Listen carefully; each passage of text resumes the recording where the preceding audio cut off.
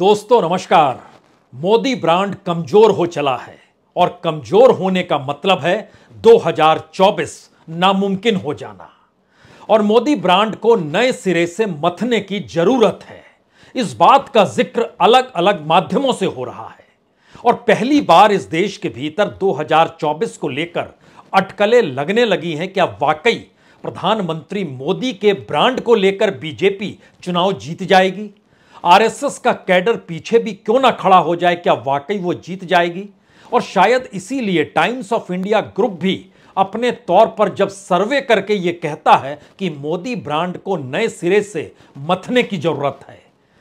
और न्यूयॉर्क में राहुल गांधी वहां के एनआरआईज से कहते हैं, जो भारतीय वहां पर हैं, कि आने वाले वक्त में 2024 का इंतजार कीजिए, परिणाम बिल्कुल अलग होगा और भारत की जनता ही मोदी को हरा देगी, यानी उस मोदी ब्रांड को हरा देगी जो 2014 से इस देश में बनता चला आया। सवाल मोदी ब्रांड का नहीं है, सवाल तो यह है कि अगर 2024 में बीजेपी चुनाव हार गई तो सरकार का वो कौन सा कच्चा चिट्ठा है जो उसके बाद जब सामने आएगा तो यह देश चौंक जाएगा। चौंक इसलिए जाएगा क्योंकि इस देश ने तुरंत में दो घटनाएं देखी हैं। एक तो रेलवे दुर्घटना के बाद जब सीएजी की रिपोर्ट सामने आई तो सबकी आंखें फटी की फटी रह गई। जो सरकार एक एक पैसे पर ध्यान देकर खर्च करने की दिशा में बकायदा मुनादी करती हो, वही सरकार ने जो पैसा बजट से निकल कर आया उसे भी खर्च नहीं किया और बजट में जो एलोकेशन था वह भी पैसा रेलवे को नहीं मिला। यह दो सवाल भर नहीं, लेकिन इसके साथ साथ जो पहलवानों के साथ हुआ वह भी महिला पहलवानों के साथ हुआ। उसमें एफआईआर दर्ज अगर गृह मंत्रालय के तहत पुलिस है तो वो कैसे दर्ज करेगी और राजनीति कैसे चलेगी, यह भी खुलकर सामने आ गया।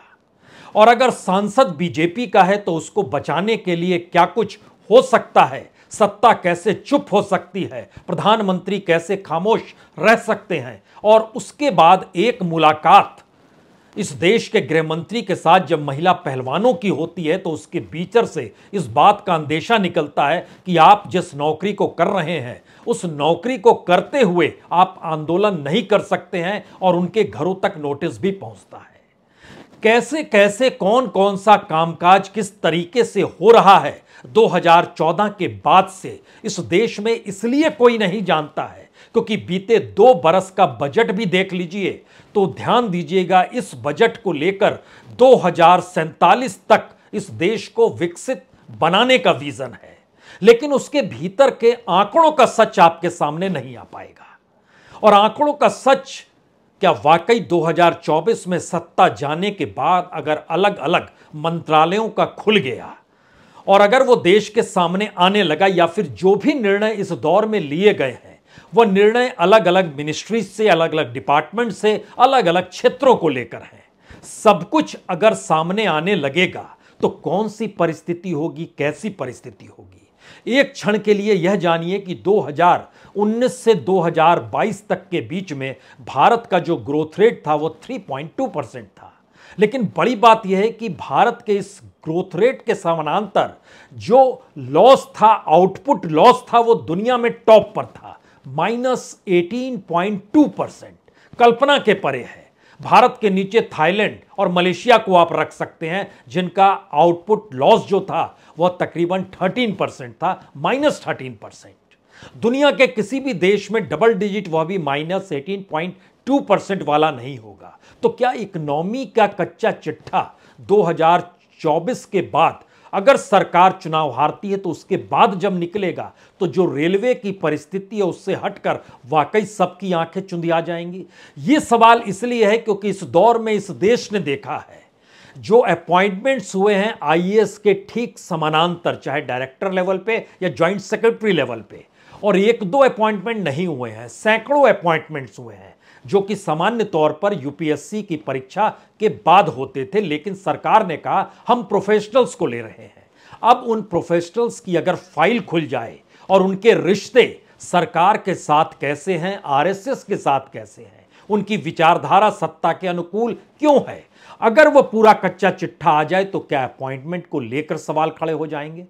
और अगर जिस बात का जिक्र रेलवे का ही अगर आप कर रहे हैं तो रेलवे बजट में क्या वाकई ऐसी स्थिति रही कि जो बजट दिया जाता था, अलॉट किया गया, वह भी नहीं दिया गया? क्योंकि एक सवाल तो यह भी हर किसी के सामने है कि जो बालासोर में हुआ उसमें दक्षिणी पूर्व रेलवे क्षेत्र में बीते 3 बरस के दौरान जो भी बजट दिया गया वो तकरीबन 468 करोड़ रुपए का बजट था, जो मार्च 2022 तक था। एक पैसा खर्च नहीं किया गया जो ट्रेन कॉलेजियन सिस्टम को लेकर बनाया गया था, या जो कम आवाजाही वाला नेटवर्क था जहां पर दीर्घकालिक विकास प्रणाली को विकसित करना था, उसके ऊपर 312 करोड़ था, एक भी पैसा खर्च नहीं हुआ। या फिर इससे हटकर जो हेडर सिग्नलिंग और टेलीकम्युनिकेशन के लिए 162 करोड़ था, उस पर भी खर्च नहीं हुआ। यानी सुरक्षा कार्यों को लेकर इस देश के भीतर में कोई टेंडर निकलता ही नहीं है, और टेंडर नहीं निकलेगा तो काम कैसे देंगे, और काम नहीं देंगे तो वो पैसा कहां जाता है, और वो पैसा कहां जाता है इसको सरकार बजट में नहीं बनाती है, क्योंकि सरकार विकसित भारत बनाने की दिशा में कदम बढ़ा चुकी है। और विकसित भारत 2047 तक आप इस सरकार से कोई सवाल ना पूछिए। अब यहां से दोबारा लौटिए जब हम इस देश के तमाम मिनिस्ट्रीज, तमाम डिपार्टमेंट्स और तमाम क्षेत्रों का जिक्र कर रहे हैं। सीएजी की रिपोर्ट, अब आप कल्पना कर सकते हैं 2014-15 में कितनी रिपोर्ट आई होगी सीएजी की। तकरीबन 2014 में देखिएगा तो 75 रिपोर्ट आई थी, 2015 में देखिएगा तो 55 रिपोर्ट आई थी। होते होते नीचे चले आइए, पता चलेगा कि अच्छा 2017 में 8 रिपोर्ट आई थी, 2020 में 14 रिपोर्ट आई थी, 2023 में अभी तक 4 रिपोर्ट आई है।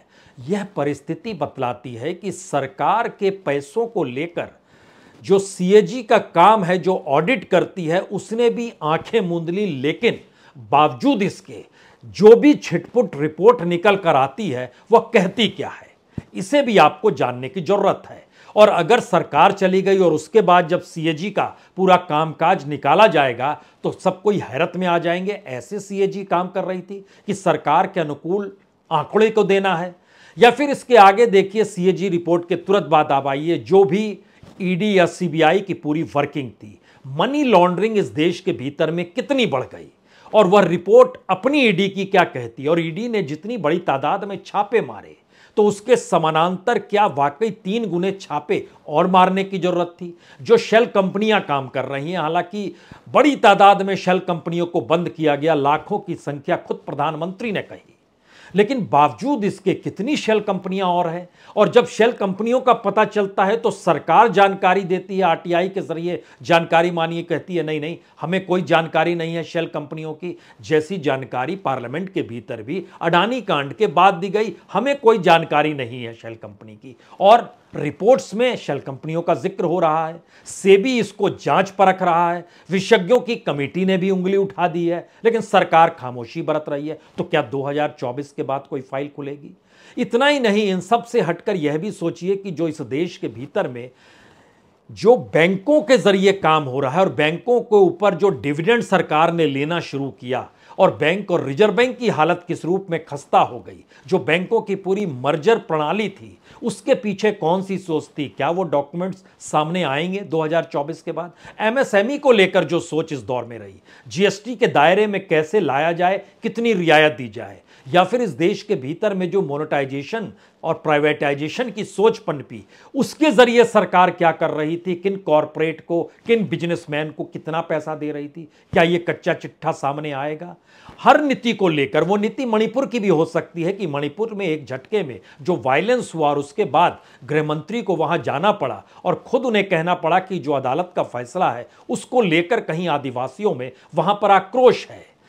लेकिन उसके पीछे क्या है, पर्दे के पीछे की परिस्थितियां कौन सी हैं, निर्णय कौन ले रहा था, और निर्णय जब ले लिया गया, आग जब लग गई तो उसके बाद सेंट्रल फोर्सेस क्या कर रही थी, और वो गई भी तो उन्होंने वहां क्या किया, और यहां तक कि अलग अलग जगहों पर जो नियुक्तियां होती हैं, क्या वह सत्ता की विचारधारा के अनुकूल लोगों की नियुक्तियां अब सुरक्षा की व्यवस्था के मद्देनजर भी हो रही है?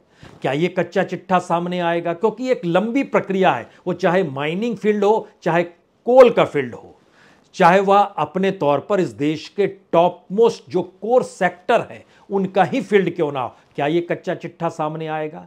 डिसइन्वेस्टमेंट को लेकर कच्चा चिट्ठा सामने आ जाए तो एयर इंडिया को जब बेचा गया तो 18,000 करोड़ में, उस समय कर्ज में डूबी हुई थी लगभग 60,000 करोड़ के। सरकार ने सब कुछ अपने कंधे पर ले लिया, तो डिसइन्वेस्टमेंट क्यों किया? एफसीआई के गोडाउन के पैरेलल में अडानीज गोडाउन बनाने लगे, तो यह कच्चा चिट्ठा सामने आएगा कि मध्य प्रदेश सरकार तो बकायदा सरकारी मोहर के साथ अडानीज के गोडाउन के साथ समझौता करती है, एफसीआई के साथ नहीं करती है, जिस पर कर्ज 4 लाख करोड़ के लगभग पहुंच चुका है। और यह बकायदा सरकार इस दौर में होते होते गायब हो गई। तो क्या ये सारी चीजें अगर सामने आएंगी तो इसमें बात आज कहां से शुरू की जाए?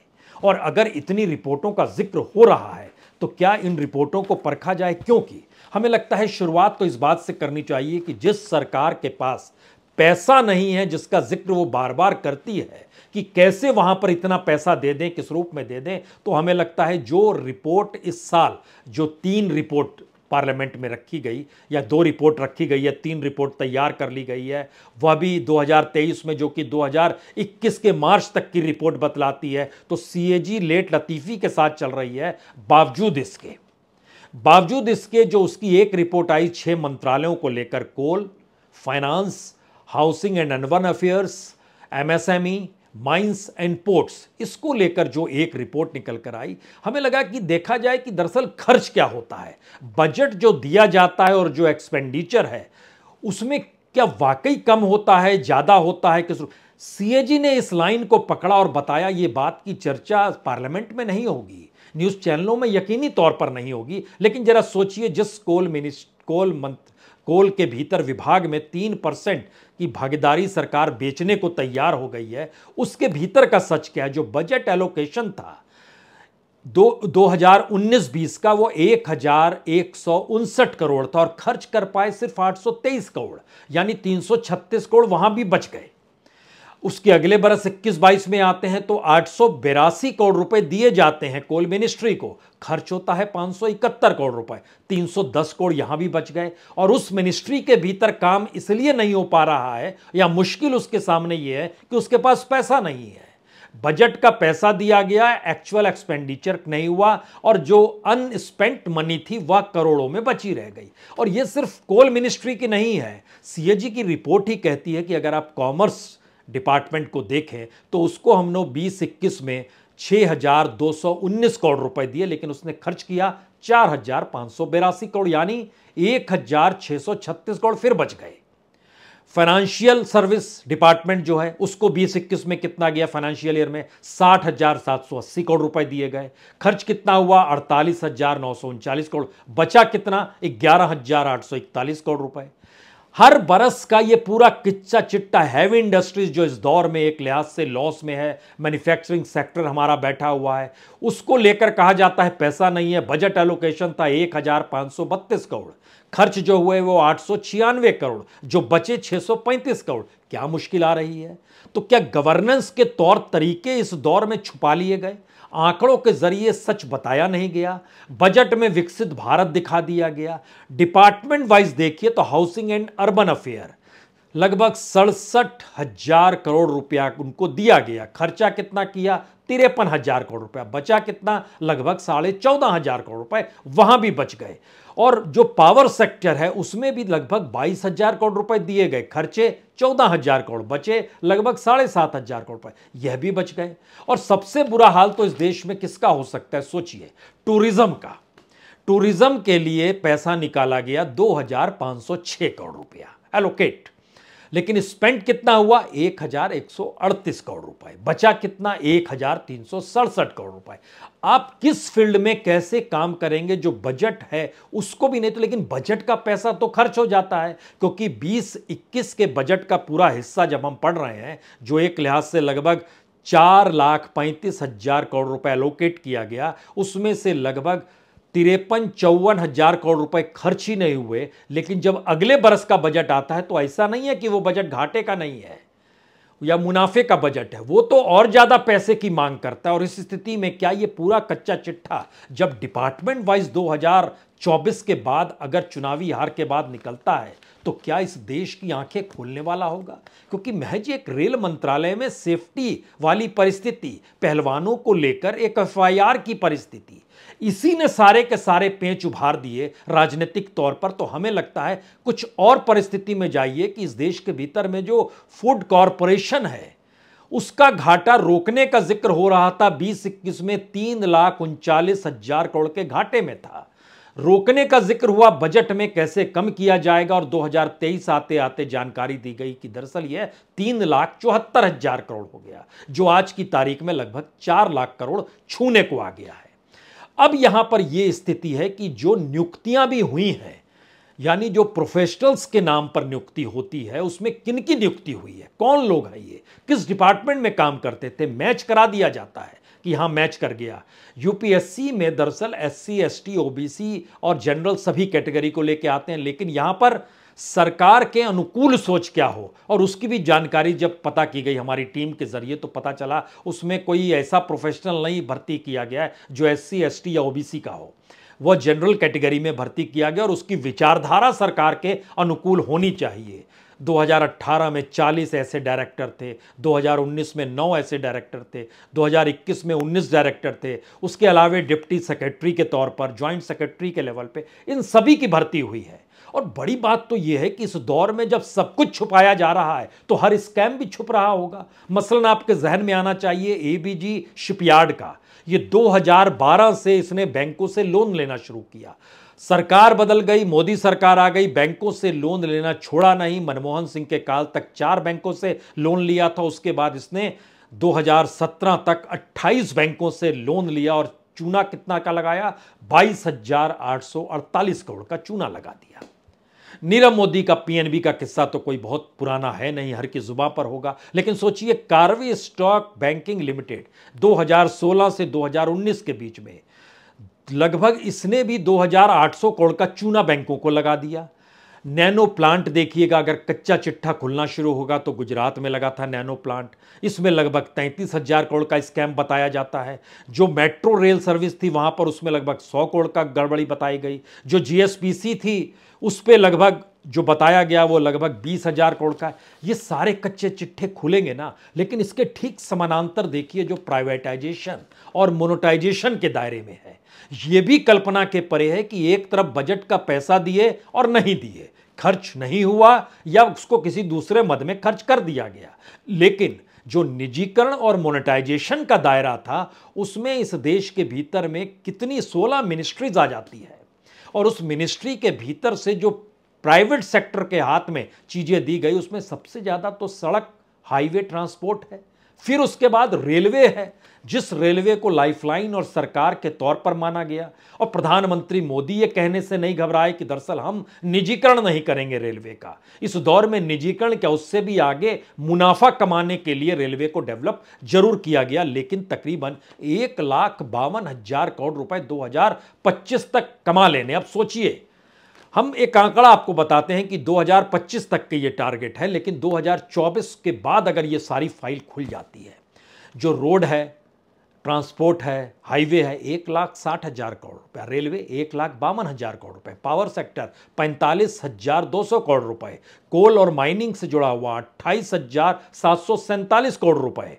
टेलीकॉम में 35,000 करोड़ रुपए। ये सारी परिस्थितियां और इसके अलावे जो अलग अलग सेक्टर्स हैं उसमें सिविल भी है, उसमें एविएशन भी है, उसमें mining, coal, housing and urban affairs, उसमें नेचुरल गैस भी है, फूड एंड पब्लिक डिस्ट्रीब्यूशन भी आता है। तब यहां से एक सवाल, आखिरी का सबसे बड़ा सवाल पैदा होता है। एक तरफ आप पैसा प्राइवेट सेक्टर से लेकर सरकार के पास ला रहे हैं और दूसरी तरफ प्राइवेट सेक्टर के हवाले करके उनको कमाने का रास्ता खोल रहे हैं। बड़ा छोटा सा नियम है। उसके पैरेलल में जब जिन बातों का मौजूदा वक्त में जिक्र हो रहा है कि बजट एलोकेशन का पैसा गया या नहीं गया, यह पता भी कैसे लगेगा, क्योंकि इस देश के भीतर में जो सेंट्रल सेक्टर की स्कीम है ना, उसमें 2023 में जो बजट रखा गया फरवरी के महीने में, उसमें बताया गया कि हम 14,67,880 करोड़ रुपए बांटेंगे। उसमें रेलवे का जिक्र था 2,40,000 करोड़ रुपए, उतना एलोकेशन तो हुआ नहीं। उसमें रोड ट्रांसपोर्ट का जिक्र था 2,70,000 करोड़ रुपए, उतना एलोकेशन तो नजर नहीं आ रहा है। और आने वाले वक्त में आप कहेंगे फाइनेंशियल ईयर बचा हुआ है, लेकिन जब हमारी टीम ने औसत निकाला, सामान्य तौर पर पहले 3 महीने में मैक्सिमम पैसा दिया जाता है, अप्रैल, मई, जून में, और उसके बाद चीजें धीरे धीरे उसके बाद डाइवर्सिफाई होती है। लेकिन इस दौर में जो पुराने दौर की परिस्थिति थी उसमें जो औसत निकल के आ रहा है वो तकरीबन 27% बैठ रहा है। यानी कल तक 100 रुपया दिया जाता था, अब 27 रुपये दिया जा रहा है। और जो खर्च की परिस्थिति है वो डाटा तो अभी नहीं मिल पाया है और वो सरकार ने जारी भी नहीं किया, लेकिन बावजूद इसके जो अलग अलग सेक्टर्स की मुसीबत है उसको अगर देखिए, मसलन एग्रीकल्चर सेक्टर 1,01,000 करोड़ रुपए, फर्टिलाइजर में सब्सिडी 1,75,000 करोड़ रुपए, जो फूड एंड पीडीएस सिस्टम है 1,97,000, यह जो 1,97,000 जो पीडीएस सिस्टम था ये 5 किलो फ्री अनाज के दायरे में है। अब अगला सवाल यह है कि जो 5 किलो फ्री के दायरे का अनाज का जो हिस्सा था वह कहां कहां कितना कितना डिस्ट्रीब्यूट हो रहा है, यानी डिस्ट्रीब्यूशन उसका कैसा है। तो पता चला कि जो एफसीआई गोडाउन से उठाना था अनाज, उसमें 11 राज्य ऐसे हैं जिन्होंने अनाज 50% से कम उठाया और एवरेज जब निकालते हैं तो वो 62% बैठता है। तो इसका मतलब क्या है, ये फाइल जब खुलेगी तो क्या होगा। और इसके अलावे जो पेट्रोलियम नेचुरल गैस में लगभग 40,000 करोड़ रुपए, हाउसिंग अर्बन अफेयर में लगभग 26,000 करोड़ रुपए और अलग अलग मिनिस्ट्रीज में तकरीबन 2.5 लाख करोड़ रुपए अलग से देने हैं। लेकिन तमाम जगहों की चीजें अगर समेटी जाएंगी और निकलेगा जो सामने निकल कर आएगा तब क्या होगा, क्योंकि इसके पैरेलल में एक और चलता है सेंट्रल स्पॉन्सर्ड स्कीम। इसके लिए 4,76,000 करोड़ का बजट और उस बजट के दायरे में सड़क योजना भी है 19,000 करोड़ की, उसमें आवास योजना भी है लगभग 79,590 करोड़ की, स्मार्ट सिटी भी है 16,000 करोड़ रुपए की। अब आपके जहन में एक सवाल आएगा, अच्छा कौन सी स्मार्ट सिटी बन रही है 16,000 करोड़ में इस दौर में, इस फाइनेंशियल ईयर में, और जब से यह स्मार्ट सिटी शुरू हुई है तब से क्या डाटा रहा है और कितना खर्च किया गया है, जो बजट में एलोकेट था वो पैसा कहां चला गया। अगर कोई स्मार्ट सिटी बन नहीं पाई और स्मार्ट सिटी के जो अलग अलग नियम थे वह भी पूरे नहीं हुए तो क्या होगा। तो फिर मतलब यह है कि सरकार जब तक है तब तक सारे आंकड़े उसी के हैं, सरकार जब तक है सारी रिपोर्ट उसी की है, सरकार जब तक है तब तक उन्हीं रिपोर्ट और उन्हीं आंकड़ों के हिसाब से भारत को विकसित बनाने की सोच रेंग रही है चैनलों के जरिए और चकाचौंध में समाया हुआ भारत है। लेकिन उसके भीतर जब एक एक्सीडेंट बतला देता है कि आप सेफ्टी पर एक पैसा खर्च नहीं करते हैं और बजट जो 20,000 था 20,000 करोड़ का उसको भी आप कम कर देते हैं, 15,000 करोड़ रुपया माइनस कर देते हैं, सिर्फ 5,000 करोड़ रुपया देते हैं और वह भी खर्च नहीं हो पाता है, तो फाइलें खुलनी शुरू होंगी जो अभी टॉप सीक्रेट है। और अगर 2024 के बाद खुलेगी तो हो सकता है आपकी आंखें खुली की खुली रह जाए। बहुत बहुत शुक्रिया, बहुत बहुत शुक्रिया।